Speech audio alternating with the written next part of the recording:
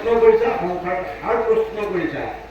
মুখ্যৰ সাধন এইটো জগতৰ হিত, মানে মানুহে এই প্ৰশ্নৰ উত্তৰ শুনিলে মুখ্যত্ব পাব আৰু জগতৰ উপকাৰ সাধন হ'ব। লভিলা মুকুতি যিটো কাহাৰো বাঞ্চিত, আৰু তুমি নিজেও মুক্তিৰ পথ মানে মুক্ত কৰিলা। নাহি জ্ঞান যাৰ জাতি ধৰ্ম মাত্ৰ কৰে, নিজে বলি বিশ্ব পঞ্চ যজ্ঞ আচৰে। তাহাৰো শ্ৰোতব্য কথা আছে অসংখ্যাত, হৰি বিমুখৰ হৈ ব্যৰ্থে আয়ুপা। এই কথাটো বিশেষ গুৰুত্ব দিব আপোনালোকে। নাহি জ্ঞান যাৰ জাতি ধৰ্ম মাত্ৰ কৰে। আজি আমাৰ সমাজত বহুত মানুহৰ প্ৰকৃত জ্ঞানৰ অভাৱ। নাহি জ্ঞান বুলি কৈছে, জ্ঞানৰ অভাৱ, জ্ঞান নাই। যাৰ জাতি ধৰ্ম মাত্ৰ কৰে, অথচ জাতি ধৰ্ম তেওঁ আচৰণ কৰিছে। নিজে বলি বিশ্ব পঞ্চ যজ্ঞ আচৰে, আৰু নিজে পঞ্চ যজ্ঞ আচৰণ কৰিছে। এই কথাটো ইয়াত কিয় উল্লেখ কৰিলে? আমাৰ বেদৰ দুটা অভিমত আছে, মনত ৰাখিব দেই। ভগৱান একেজনে, সৃষ্টিত সদায় দুটা, কিন্তু মনত ৰাখিব।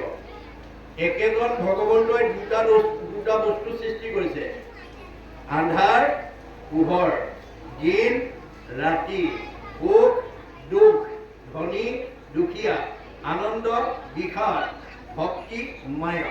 তত্ত্ব বতুম আদিৰ পৰা অন্তলৈকে দুটা বস্তু সৃষ্টি কৰি তাৰ ওপৰতে জীৱক লৈ আনন্দ কৰি আছে। মনত ৰাখিব দেই, জীৱক লৈ আনন্দ কৰি আছে, কিন্তু তাত দুটা বস্তু সৃষ্টি কৰিছে, এটা ভাল এটা বেয়া, এটা শুদ্ধ এটা অশুদ্ধ। গতিকে এতিয়া আমি ভাগৱত শুনি আমি সেইটো বাচিব লাগিব, যে বেয়াটো এৰি ভালটো ল'ব লাগিব। ঠিক তেনেকৈ একে বেদে কহন্ত সগুণ নিৰ্গুণ, একেখন বেদতে সগুণৰ বিষয় কৈছে, নিৰ্গুণৰ বিষয়। এতিয়া সগুণ নিৰ্গুণ, প্ৰবৃত্তি নিবৃত্তি, আগম নিগম, মানে সকাম নিষ্কাম, দুটা পথ দিছে দেই। আমি এতিয়া কোনটো ল'ব লাগিব?